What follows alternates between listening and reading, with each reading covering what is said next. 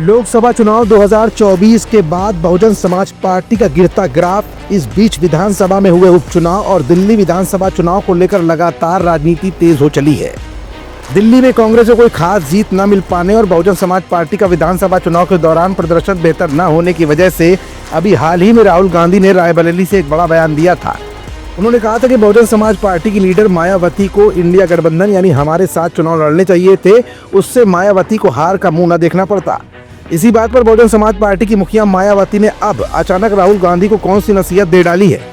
बसपा ने कांग्रेस को कौन सी हकीकत का सामना आम जनता के सामने करने के लिए बोला है और कौन सी हकीकत कांग्रेस की मायावती ने अब खोल कर रख दी है।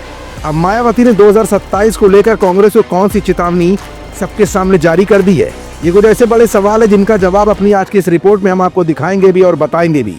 दरअसल बहुजन समाज पार्टी की अध्यक्ष और उत्तर प्रदेश की पूर्व मुख्यमंत्री मायावती ने कांग्रेस के पूर्व अध्यक्ष राहुल गांधी पर पलटवार करते हुए दावा किया कि कांग्रेस ने दिल्ली विधानसभा का चुनाव भारतीय जनता पार्टी की बी टीम बनकर लड़ा।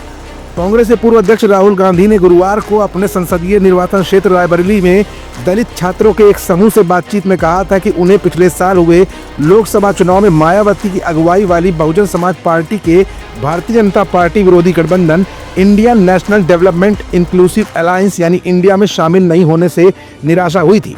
राहुल गांधी ने मायावती के मौजूदा राजनीतिक रुख पर सवाल उठाते हुए कहा, मैं चाहता था कि बहन जी हमारे साथ मिलकर भाजपा के खिलाफ चुनाव लड़े, लेकिन किसी कारण से उन्होंने ऐसा नहीं किया। ये बेहद निराशाजनक रहा। अगर तीनों ही पार्टियां एकजुट होती तो भाजपा कभी भी जीत नहीं पाती। इधर राहुल गांधी मायावती को एकता का संदेश बढ़ा रहे थे तो उधर मायावती उल्टा ही कांग्रेस को तगड़ी फटकार लगाने में जुट गई। बसपा प्रमुख मायावती ने अपने आधिकारिक एक्स खाते पर एक पोस्ट में कहा कि कांग्रेस ने दिल्ली विधानसभा चुनाव भाजपा की बी टीम बनकर लड़ा। ये आम चर्चा है जिसके कारण वहां भाजपा सत्ता में आ गई। उन्होंने कहा कि वरना इस चुनाव में कांग्रेस का इतना बुरा हाल नहीं होता कि ये पार्टी अपने ज्यादातर उम्मीदवारों की जमानत भी न बचा पाए। मतलब साफ है कि अब बहुजन समाज पार्टी और कांग्रेस दोनों ही हार का ठीकरा एक दूसरे के ऊपर फोड़ रहे हैं।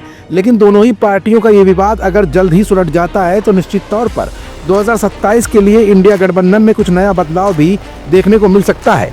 फिलहाल मायावती पूरे आत्मविश्वास के साथ सत्ता पक्ष भाजपा सहित कांग्रेस और समाजवादी पार्टी सभी को तगड़ा जवाब देने में लगी है। लेकिन माया का अगला स्टैंड क्या होगा ये अभी भी किसी पार्टी को क्लियर नहीं है।